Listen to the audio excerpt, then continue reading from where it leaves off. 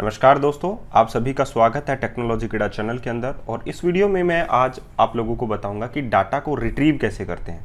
हम लोगों ने डाटा को सेव किया डाटाबेस के अंदर, अब हम लोग रिट्रीव करेंगे। ठीक है, तो उसके लिए आप लोगों को क्या चाहिए, एक बटन कंट्रोल चाहिए। सबसे पहले बटन लिख लेता हूँ और बटन को मैं यहाँ पर ऐड कर लेता हूँ और उस बटन पर हम लोग लिख देते हैं गेट डाटा। ठीक है, ईजी सा काम है, इतना कॉम्प्लिकेटेड नहीं है।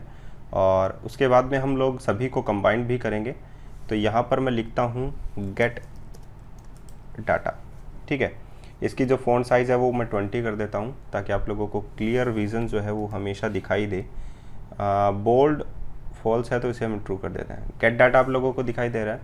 जैसे ही मैं गेट डाटा करूँगा, लेकिन डाटा किस वाइज गेट होगा वो यूनिक आईडी आप लोगों के पास होनी चाहिए। तो मैं यहाँ पर देता हूँ लेबल। इस लेबल को मैं यहाँ पर डालता हूँ और यहाँ पर मैं इसको लेबल के ऊपर लिखता हूँ आईडी। ठीक है, आईडी मैंने लिखा और छोटा सा दिखाई दे रहा है, इसीलिए मैं इसका जो फॉन्ट है वो भी बड़ा कर लेता हूँ। इसका भी मैं 20 कर देता हूँ। ठीक है, और ये देखिए थोड़ा सा मैच कर लेते हैं हम लोग।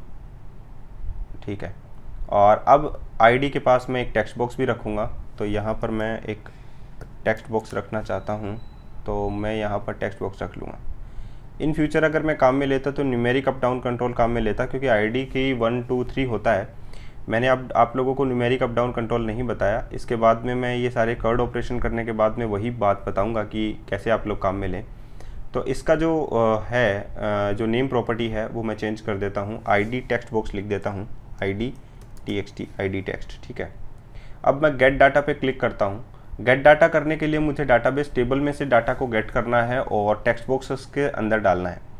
तो जाहिर सी बात है कि आप लोग जो हैं 1 बाय 1 डाटा को गेट करेंगे, तो आईडी जो जिसकी मैच होगी वो ही हम लोगों को डाटा जो है वो रिट्रीव करने हैं। ठीक है, तो मुझे कनेक्शन वही बनाने होंगे, वही कमांड जो है वहाँ तक मुझे सेम करना होगा। तो मैं यहाँ पर जो है वो कंट्रोल-C कर रहा हूँ। ये देखिए कंट्रोल मैंने कॉपी कर लिया इसको और मैं यहाँ पर पेस्ट कर रहा हूँ। ठीक है, अब मैं कमांड जो है वो इसका दूसरा लिखूँगा कि cmd dot command text equals to, मुझे सेलेक्ट क्वेरी लिखनी है। इसमें सेलेक्ट सारे के सारे डाटा चाहिए, तो select star from table name है हमारा सॉन्ग टेबल, ये हमारे डाटाबेस का नाम है, सॉरी टेबल का नाम है। Where id equals to @id। अब ये पैरामीटर मुझे बनाना होगा, सेम पैरामीटर जो यहाँ पर मैंने बनाया था, cmd dot parameter dot add with value. तो मैं यहाँ पर इसकी वैल्यू डाल देता हूँ। यहाँ पर जो id यूज़ में लिया गया है वही मुझे ये id यहाँ पर काम में लेना है। और यहाँ पर जो है वो है id टेक्स्ट डॉट टेक्स्ट मुझे यूज़ में लेना है। id जो है वो एक इंटीजर टाइप है, याद रखना। तो उसे मैं कन्वर्ट कर सकता हूँ, कन्वर्ट डॉट टू इंटीजर 32। ठीक है, इतनी बात आप लोगों को याद आ गई हो गई। किसी भी टेक्स्ट को कन्वर्ट करने के लिए अगर इंटीजर में कन्वर्ट करना है तो कन्वर्ट क्लास का आप लोग इस्तेमाल कर सकते हैं। अब याद रखिए, देखिए यहाँ पर मैंने एग्जीक्यूट नन क्वेरी को इस्तेमाल में लिया था। ठीक है, कमांड भी दे देता हूँ कनेक्शन को, cmd dot connection equals to con. ठीक है, अब आप लोगों को क्या करना है, डाटा को रिट्रीव करना है। हो सकता है कि 1 आईडी वाइज आप लोगों की डुप्लीकेट डाटा हो, तो आप लोग क्या करेंगे, आप लोग लगाएंगे यहाँ पर वाइल स्टेटमेंट। ठीक है, वाइल क्वेरी मैंने यहाँ पर लगाई। डाटा टेबल का भी यूज़ करके बताऊँगा, डाटा सेट का भी यूज़ करके बताऊँगा, लेकिन अभी यहाँ पर यही हम लोग काम में लेते हैं। इसके बाद में आप लोगों के पास है कि हम लोग एक रीडर काम में लें, तो SQL डाटा रीडर आप लोगों को काम में लेना है। रीड करने के लिए डाटा को rd, उसका एक इंस्टेंस बना लेता हूँ और यहाँ पर करते हैं हम लोग cmd डॉट एग्जीक्यूट रीडर। यहाँ पर मैंने नन क्वेरी को इस्तेमाल में लिया था DML स्टेटमेंट के लिए, और यहाँ पर डीक्वल स्टेटमेंट्स के लिए आप लोगों को एग्जीक्यूट जो रीडर है वो इस्तेमाल में लेना है, एग्जीक्यूट रीडर। तो यहाँ पर आप लोगों ने आप लोगों को 1 बाई 1 जो है वो रो रीड करनी है उन्हीं की। तो rd डॉट रीड एक मेथड है जो काम में लेना आप लोगों को वाइल स्टेटमेंट्स के अंदर। अब हम लोगों को टेक्स्ट बॉक्स के अंदर वो वैल्यू जो है वो डालनी है। तो टेक्स्ट बॉक्स कौन कौन से हमारे वो दिखा देता हूँ। ये है हमारा टाइटल टेक्स्ट बॉक्स और ये डिस्क्रिप्शन टेक्स्ट बॉक्स, उसमें हम लोगों को वैल्यू डालनी है। तो यहाँ पर मैं लिख देता हूँ TITLE title text dot text. उसमें आप लोगों के पास क्या जाना चाहिए, जो RD के पास है, RD ऑफ, यहाँ पर मैं नाम लिख देता हूँ डॉट टू स्ट्रिंग में से मैं कन्वर्ट कर देता हूँ। यहाँ पर है आप लोगों के पास जो डाटाबेस के अंदर है वही आप लोगों को लिखना है। टेबल के अंदर टाइटल जो है वो वही लिखना है। सॉन्ग टेबल के अंदर आप लोगों के पास टाइटल है, तो यहाँ पर आप लोग लिखें टाइटल।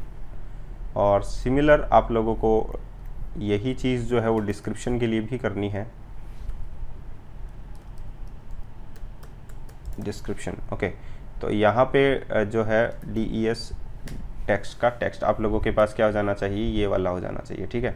उसके बाद में आप लोग कनेक्शन को भी क्लोज कर सकते हैं, कॉन डॉट क्लोज। ये पूरा प्रॉपर मेथड मैं आप लोगों को बताऊंगा। देखिए यहाँ पर मैंने कुछ नहीं किया, वही सेम SQL कनेक्शन मैंने जो स्टार्ट है वो किया है। बस DQL की जो क्वेरी है वो लिखी है सेलेक्ट स्टार सारे के सारे डाटा, लेकिन जिसकी ID जो है वो ये ID हो जो कि हम लोग दे रहे हैं, उसको कन्वर्ट करेगा इंटीजर में और एग्जीक्यूट कर देगा, ठीक है। तो हम लोग देख लेते हैं। स्टार्ट मैंने किया इसको और मैं यहाँ पर ID जो है वो 1 दे रहा हूँ। गेट डाटा किया, यहाँ पर तेरे नाम वगैरह वगैरह डाटा जो है वो गेट हो चुका है। तो इसी प्रकार हम लोग डाटा को गेट करते हैं। इंसर्ट मैंने आप लोगों को बताया ही था। अब इसी के ऊपर मैं ना ये क्या करूँगा कि यहाँ पर सेव का बटन है, यहाँ पर भी अपडेट का बटन आ जाएगा। जैसे कि अगर मैं यहाँ पर ये लिख दूँ कि इसका जो टेक्स्ट है, जो बटन का टेक्स्ट है, save text, save button dot text, इसके बाद में क्या हो जाए अपडेट।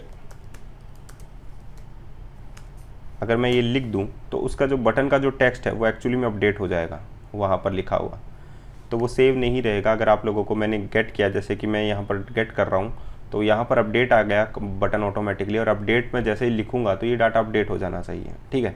ये हम लोग नेक्स्ट वीडियो ट्यूटोरियल में करेंगे। अगर कोई बात समझ में नहीं आई हो तो प्लीज़ मुझे कंसल्ट कर लें कमेंट के ज़रिए एक बार के लिए। ऑनलाइन क्लासेस स्टार्ट होंगी, योगेश भी बोल रहे हैं कि ऑनलाइन क्लासेस कब से स्टार्ट होंगी, तो ज़रूर होंगी स्टार्ट, लेकिन उसके लिए थोड़ा सा वेट कीजिए। हम लोग आप लोगों को नोटिफिकेशंस वगैरह दे देंगे और सारी चीज़ें जो हैं वो एक टाइम स्केड्यूल से स्टार्ट होगी। आज के लिए इतना ही, फिर मिलते हैं एक नए वीडियो के साथ। धन्यवाद।